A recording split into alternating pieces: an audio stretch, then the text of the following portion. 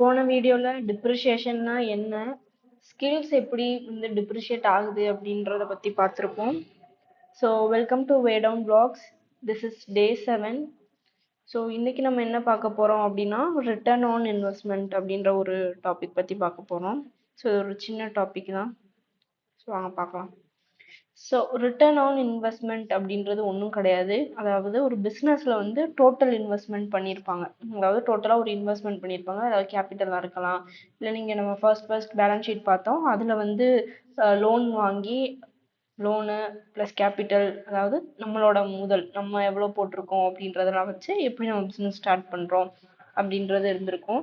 So நம்ம எவ்வளோ போட்டிருக்கோமோ அதுலேருந்து எவ்வளோ ப்ராஃபிட் நமக்கு வந்திருக்கு அப்படின்றது தான். அந்த ப்ராஃபிட்டை வந்து பர்சன்டேஜில் கால்குலேட் பண்ணுறது தான் இந்த ரிட்டர்ன் ஆன் இன்வெஸ்ட்மெண்ட் அப்படின்னு சொல்லுவாங்க.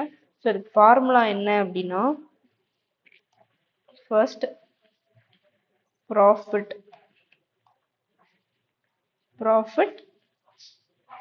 Divided by investment into 100. So into 100 எதுக்கு போடுறோம் அப்படின்னா, பர்சன்டேஜில் கொண்டு வரதுக்காக இன்டூ 100 அப்படின்றது போடுறோம். ஸோ இதுதான், இதே ஃபார்முலா தான். ஸோ இது வந்து ஒரு நிமிஷம். ஸோ இது வந்து நான் ஒரு எக்ஸாம்பிளுக்கு நீங்கள் ஒரு பிஸ்னஸ் பண்ணுறீங்க, அதுக்கு வந்து 5 lakh வந்து இன்வெஸ்ட்மெண்ட் பண்ணுறீங்க. ஒரு வருஷத்துக்கு 5 lakh இன்வெஸ்ட் பண்ணுறீங்க.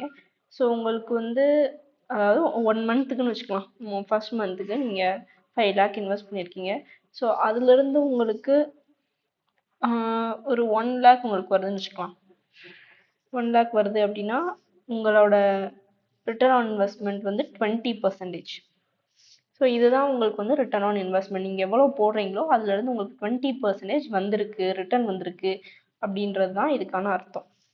ஸோ இதை வந்து நம்ம லைஃப்பில் எப்படி பார்க்கலாம் அப்படின்னு பார்த்தீங்கன்னா, நீங்கள் இப்போ வந்து ஒரு காலேஜ் படிக்கிறீங்க அப்படின்னா, நீங்கள் வந்து உங்களோட எஜுகேஷனுக்கு எவ்வளோ செலவாச்சு அப்படின்றத வச்சு நீங்கள் எவ்வளோ ஏர்ன் பண்ணுறீங்க அப்படின்றத ரெண்டையும் கோஆர்டினேட் பண்ணி பார்த்தீங்க அப்படின்னா உங்களுக்கு தெரியும். ஸோ இப்போ வந்து நீங்கள் உங்களுக்கு ஒரு 4 வருஷம் இன்ஜினியரிங் படிக்கிறீங்க, இல்லை 3 வருஷம் வேறு ஏதாவது படிக்கிறீங்க அப்படின்னா, ஒரு ஃபார் எக்ஸாம்பிள் அதுக்கு 4 lakh செலவாகுதுன்னு வச்சுக்கலாம். ஸோ அதுலேருந்து நீங்கள் மந்த்லி வந்து 20,000 ஏர்ன் பண்ணுறீங்க அப்படின்னா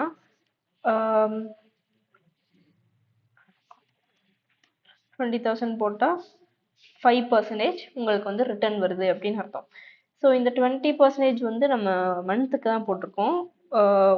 ஒரு வருஷத்துக்கு நீங்கள் போட்டிங்க அப்படின்னா 2,40,000 வரும். ஸோ அப்படி பார்த்தீங்கன்னா 60% வருது. ஸோ இது வந்து ஒரு சின்ன கான்செப்ட் தான், பட் இது ஒரு கரெக்டான ஒரு கால்குலேஷனா அப்படின்னு கேட்டிங்கன்னா கிடையாது.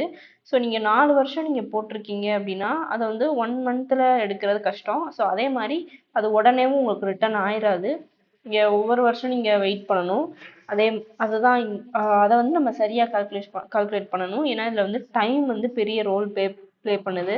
நீங்கள் 4 வருஷம் இன்வெஸ்ட் பண்ணியிருக்கீங்க, 4 வருஷம் கண்டினியூஸாக இன்வெஸ்ட் பண்ணியிருக்கீங்க. ஸோ அதுக்கு வர அமௌண்ட் வந்து அந்த அமௌண்ட்டை மட்டும் வச்சு நம்ம கால்குலேட் பண்ண முடியாது. ஸோ டைமும் யூஸ் பண்ணணும். ஸோ இந்த டைம் கால்குலேட் பண்ணுறது எப்படி அப்படின்றத அடுத்த வீடியோவில் பார்க்கலாம். ஸோ இது வந்து ஒரு சின்ன வீடியோ தான்.